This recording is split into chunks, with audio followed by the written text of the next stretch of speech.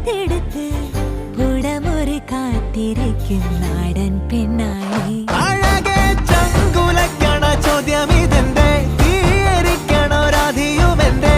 നമ്മൾ രണ്ടും രണ്ടായെന്നാൽ ലോകം തീരില്ലേ.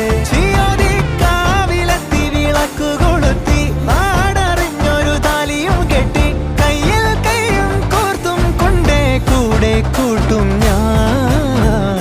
മഴവിൽ ചന്തമേ നീ എൻ സ്വന്തമേ.